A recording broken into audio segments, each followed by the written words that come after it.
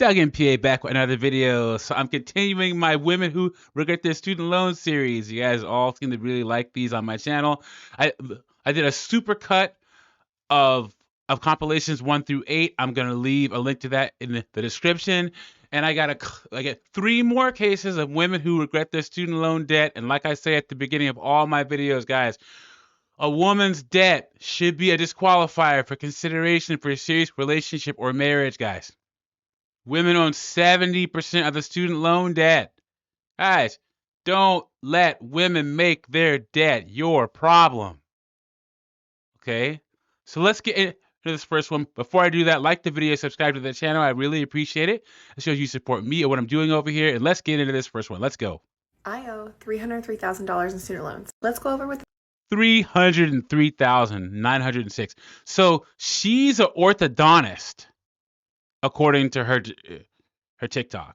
But $303,000, guys. Oh my God. Payment looks like. Okay, if I do like a 10-year basic plan, I owe all of these each month on each student loans. I have 26.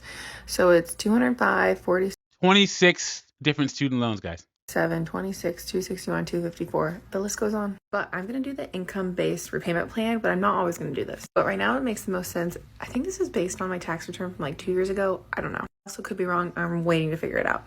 But this is my monthly payment. It's $1142. Says if I stay on this payment, which I'm not going to, I'll eventually switch. It'd be $371,000. I paid off in 2043, and I would be forgiven $296,000. So her monthly payment is $1,142 a month, guys. And I guarantee you that barely covers the interest. Barely. Barely.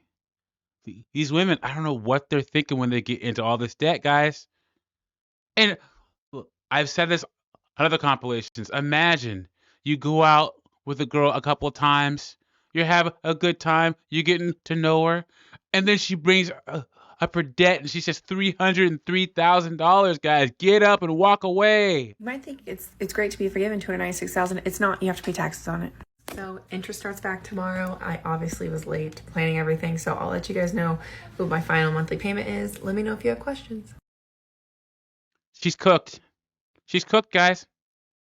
Avoid these type of women with all this debt at all costs, and make sure to have that conversation before you get serious, guys. Especially, you know, on my channel, I say don't even consider getting married before 35.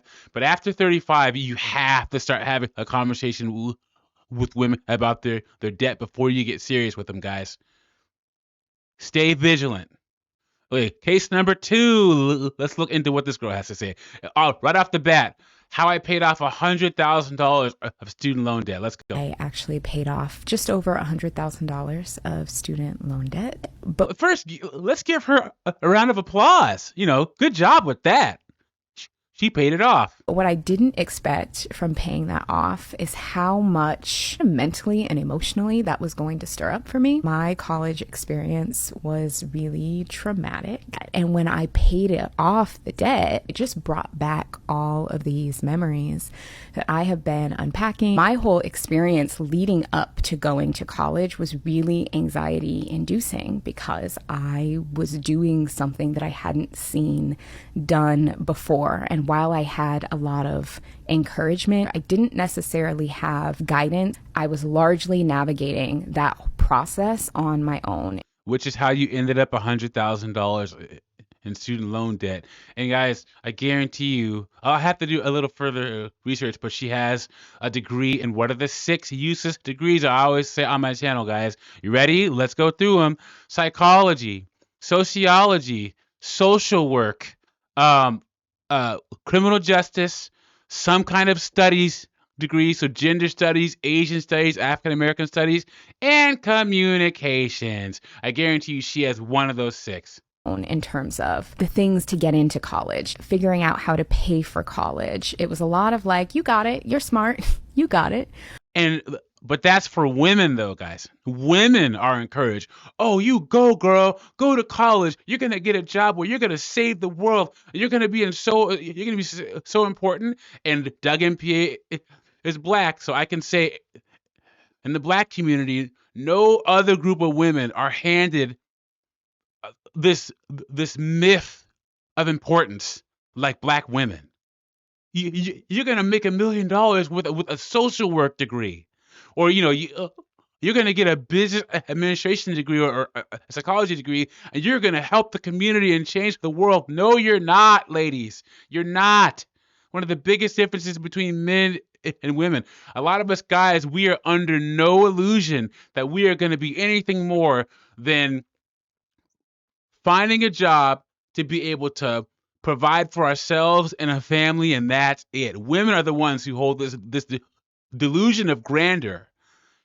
I'm gonna get a bachelor's degree in gender studies, and I'm gonna make 2 million. No, you're not, ladies. You're not. But when someone is 17 years old and you don't understand how a lot of these things work, you're making the best decision that you can, but it's probably not going to be the most informed decision. And no one can tell you ladies anything either. And so a big part of this process for me, especially as I unpack some of the trauma around it, is having a lot of grace for my 17-year-old self and the decisions that she made and the things that she took.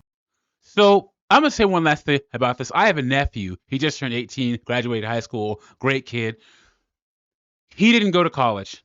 In fact, none of his guy friends are going to college. None of them. They're all taking a couple of years off to figure life out. Because what do I hear my nephew and his friends say? College is expensive. College is a big commitment. I may not be ready for that yet, but all the girls are going off to college. That is the reality of young people nowadays. So yes, your 17, 18-year-old self could have taken a different path. A lot of boys are. College enrollment for young men is going down precipitously. So the last one we have today is kind of different. This girl is still in school, but she's going to a private nursing school. And I looked it up, and the private nursing school she's talking about, she said West Coast University, has multiple campuses in multiple states. She says in California, it'll cost you $153,000 to get a Bachelor of Science in Nursing from West Coast University, guys. So we're going to watch the first 2 or 3 minutes of this video, and this is the mindset of a woman who's going to put themselves in $153,000 in debt, guys. Think about that while we're watching this, okay? Let's get into Hey this. guys, for those of you guys that don't know, I'm in nursing school if you're new here. But I just wanted to say that if you have been waiting to get accepted into nursing school and you're scared to take the jump of like going to a private school like West Coast University and like taking out like a fat student loan, this is your sign to do it, okay? And I'll tell you why. So straight out. Yeah, ladies, do it. Make the jump. Make yourself economically unattractive. Go for it. Yeah. It's only $150,000. Sure. Take the leap, guys. Go for it. High school, I went to a community college and I started my prerequisites like right off the bat. I like initially was like, okay, like I'm gonna just do nursing. I didn't know what I wanted to do, but I just chose nursing for some reason. I'm Filipino, so it's like probably in my genes or something. So anyways, I managed to finish all my prerequisites with A's and B's, and that was all within like 2 years, like a little bit less than 2 years. And so I started to apply to schools, and my pathway, I really wanted to go the community college route because it was so cheap. I wanted to get my associate's degree in nursing and then do like a bridge program to BSN. Sounds sensible. And she said community college. A lot of the time still, community college is still a cheaper option than regular university, but it's this private school stuff that's just putting people so far back financially. Private loans, private colleges, stay away from it at all costs. So I was applying to all these schools. I applied to like Mount Sac, I applied to Pasadena, I applied to Cypress, I applied to like this college in LA, and I kept getting waitlisted or I just wouldn't get in, like they wouldn't accept me. So yeah, all while doing that, I like found my love for like anatomy and physiology. I thought it was just so fun for me.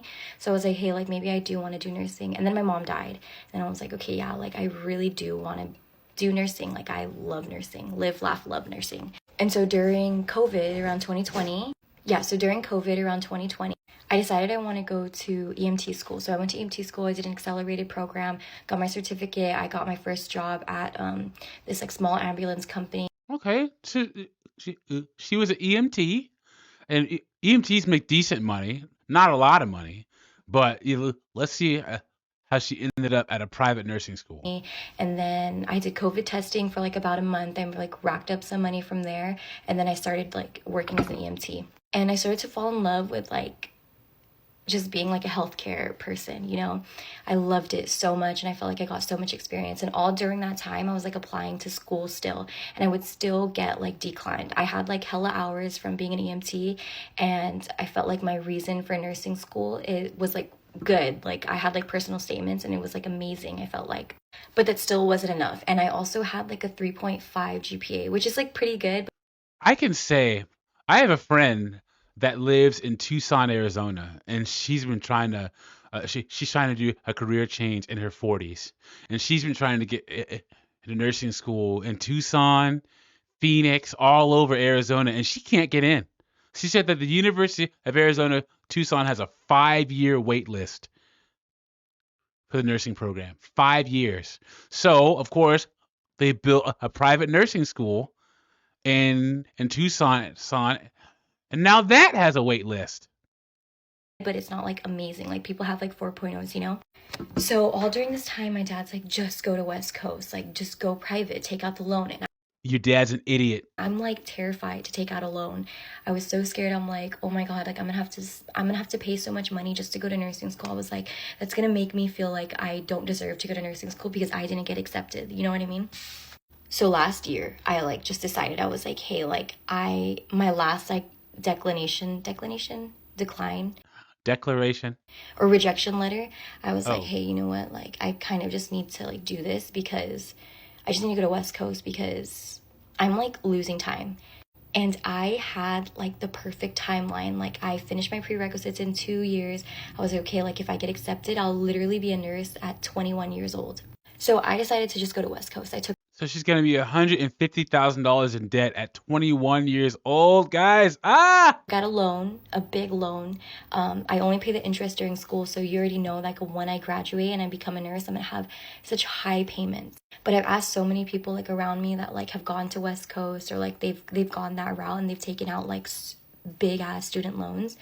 They would tell me like, hey, like you just work, like work hard your first like 2-3 years, like pretend that you're still working your ass off in school.